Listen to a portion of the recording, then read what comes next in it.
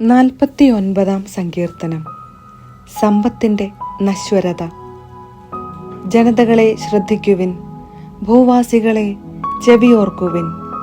എളിയവരും ഉന്നതരും ധനികരും ദരിദ്രരും ഒന്നുപോലെ കേൾക്കട്ടെ. എൻ്റെ അധരങ്ങൾ ജ്ഞാനം പ്രഘോഷിക്കും, എൻ്റെ ഹൃദയം വിവേകം മന്ത്രിക്കും. സുഭാഷിതത്തിന് ഞാൻ ചെവി ചായിക്കും.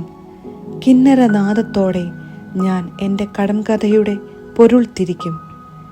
എന്നെ പീഡിപ്പിക്കുന്നവരുടെ ദുഷ്ടത എന്നെ വലയം ചെയ്യുന്നു. ക്ലേശകാലങ്ങളിൽ ഞാൻ എന്തിന് ഭയപ്പെടണം?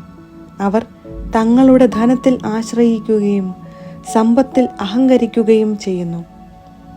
തന്നെ വീണ്ടെടുക്കാനോ സ്വന്തം ജീവന്റെ വില ദൈവത്തിന് കൊടുക്കാനോ ആർക്കും കഴിയുകയില്ല. ജീവന്റെ വിടുതൽ വില വളരെ വലുതാണ്. എത്ര ആയാലും അത് തികയുകയുമില്ല. എന്നേക്കും ജീവിക്കാനോ പാതാളം കാണാതിരിക്കാനോ കഴിയുന്നതെങ്ങനെ? ജ്ഞാനി പോലും മരിക്കുന്നെന്നും മണ്ടനും മന്ദബുദ്ധിയും ഒന്നുപോലെ നശിക്കുമെന്നും തങ്ങളുടെ സമ്പത്ത് അന്യർക്കായി ഉപേക്ഷിച്ചു പോകുമെന്നും അവർ കാണും. ദേശങ്ങൾ സ്വന്തമെന്ന് അവകാശപ്പെട്ടെങ്കിലും ശവകുടീരങ്ങളായിരിക്കും അവരുടെ നിത്യവസതി, തലമുറകളോളം അവരുടെ വാസസ്ഥാനം. മനുഷ്യൻ തൻ്റെ പ്രതാപത്തിൽ നിലനിൽക്കുകയില്ല. മൃഗങ്ങളെപ്പോലെ അവനും നശിച്ചു പോകും. വിവേകമറ്റ ആത്മവിശ്വാസം പുലർത്തുന്നവരുടെ വിധിയും തങ്ങളുടെ സമ്പത്തിൽ ആനന്ദിക്കുന്നവരുടെ അവസാനവും ഇതുതന്നെ. ആടുകളെപ്പോലെ അവർ മരണത്തിന് വിധിക്കപ്പെട്ടവരാണ്. മൃത്യുവായിരിക്കും അവരുടെ ഇടയൻ. നേരെ ശവക്കുഴിയിലേക്ക് അവർ താഴും. അവരുടെ രൂപം അഴിഞ്ഞു പോകും. പാതാളമായിരിക്കും അവരുടെ പാർപ്പിടം. എന്നാൽ ദൈവം എൻ്റെ പ്രാണനെ പാതാളത്തിൻ്റെ പിടിയിൽ നിന്ന് വീണ്ടെടുക്കും.